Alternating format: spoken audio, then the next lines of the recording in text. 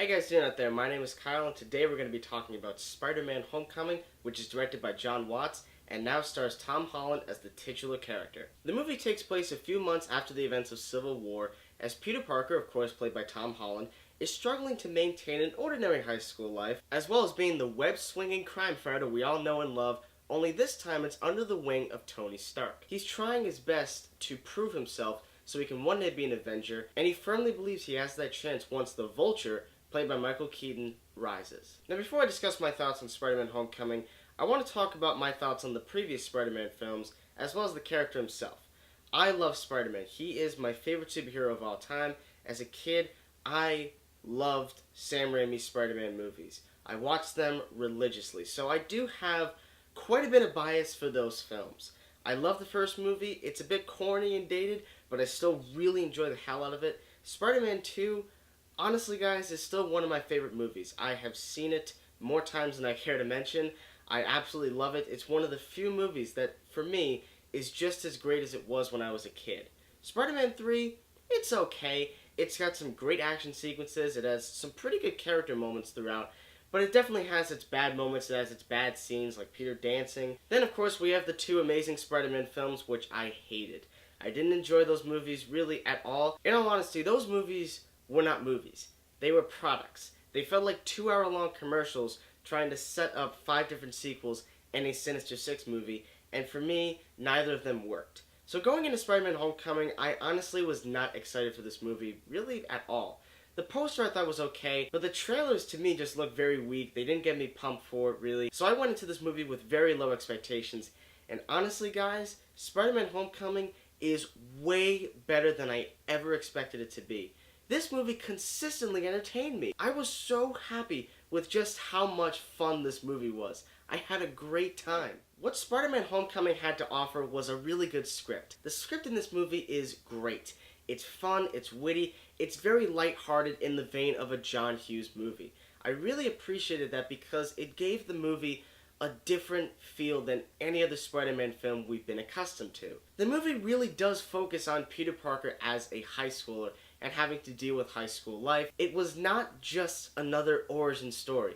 We don't see the death of Uncle Ben. We don't see Peter getting bitten by a spider. The movie just begins. For me, it was a true breath of fresh air, and I really appreciated the fact that the filmmakers decided to actually make a movie. In my mind, Tom Holland absolutely nailed it as the character. He did such a great job of portraying both Peter Parker and Spider-Man. Without a doubt, he's better than Andrew Garfield. I have such a bias for Tobey Maguire, though. I can't necessarily say he was better than him, but I can definitely say he was great for both Peter and Spider-Man. I definitely liked his appearance in Captain America Civil War. He was in the movie very briefly. It was a very shoehorned entrance for the character, but I did enjoy the scene, and I thought that he actually could be a good Spider-Man. Something I liked about Holland specifically was that he was a teenager while filming this movie. Whereas both Tobey Maguire and Andrew Garfield were adults playing a teenage character, I appreciated the fact that they actually got someone who was a teenager to portray a teenager. So Marvel definitely got it right there. Robert Downey Jr. as Tony Stark is always a blast to watch, but what I like specifically about Tony in this movie is that he plays sort of a father figure towards Peter, trying to keep him under reps, making sure he doesn't do anything stupid. Don't do anything stupid. I got this. All right? Yeah. And I like that because we really have seen the evolution of Tony Stark as a person, specifically with Captain America Civil War, where he's on the opposite side of where you think he would be. Now when it comes to Aunt May, Rosemary Harris I think will always have a special place in my heart, but I definitely enjoyed Marisa Tomei's portrayal of the character. I think she's definitely better than Sally Field, and I like the fact that, again, like Tom Holland, she was the most different Aunt May that we've seen. I like the actor who played Peter Parker's friend. I can't think of his name right now, but I really did enjoy his character. He was very nice. He was definitely the guy behind the scenes kind of person, which is a little bit of a stereotype, but I did like his character. Zendaya is also in this movie, and I thought she was fun. She started off okay, but I think got a lot better as the film progressed. Tony Revolori, who played Zero in the Grand Budapest Hotel, plays the new Flash Thompson, and I have to say, I liked his portrayal of the character the most because he wasn't playing the jock. He was really a nerdy rival towards Peter. Laura Harrier stars in this movie as Liz, who is Peter Parker's love interest. For the first half of the movie, she was the stereotypical love interest type character, And a couple of these people are definitely typecast. But I was actually surprised with the way the movie went during the second half, and I can't spoil it because that would ruin a major thing that happens. And finally, let's talk about Michael Keaton, who plays the Vulture. In Marvel movies, the villains, as we all know, are not really that good.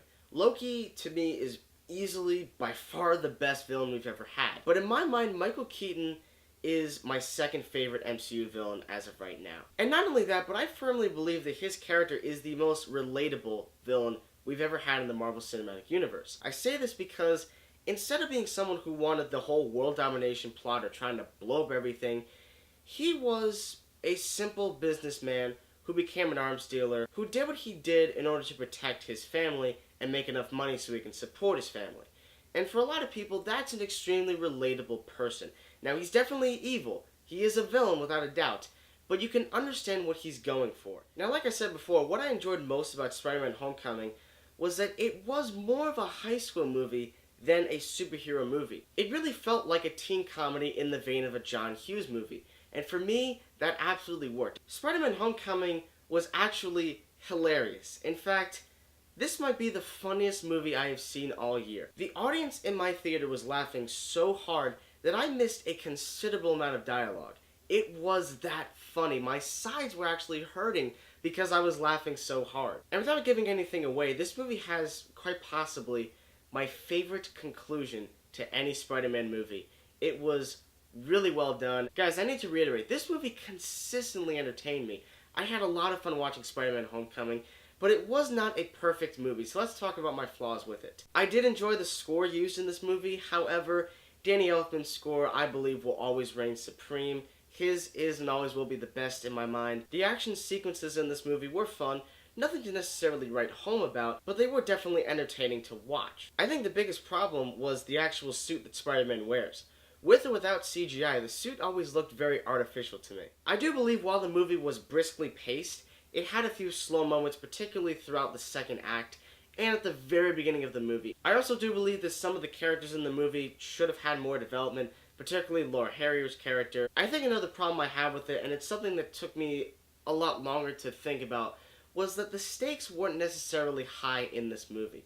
Now, to me, it's a good thing, but it's also a bad thing. It's a good thing because the movie maintains a lighthearted feel throughout, which was different. But it's a bad thing because once everything is supposed to become big and there's the epic finale and the epic fight, not really much of anything is at stake. I personally didn't feel like there was much to worry about with the climax of the movie. And like I said before, the CG during the action sequences, not just for Spider-Man's costume, but the CG in general was very average. In the end, guys, I really enjoyed Spider-Man Homecoming. It was a lot of fun. I definitely believe it is the best Spider-Man movie since Spider-Man 2. It's definitely better than 3, and it's certainly better than the Amazing Spider-Man movies, which I said before were not movies in my opinion. I had a blast watching it, and I'm going to give Spider-Man Homecoming an A-. So guys, what did you think about Spider-Man Homecoming? Please let me know down in the comment section below. And guys, thank you so much as always for watching my reviews. I appreciate it as always. I will be making a spoiler review for this movie, so look forward to that within the next couple of days. You guys, thank you so much as always for watching, and stay tuned.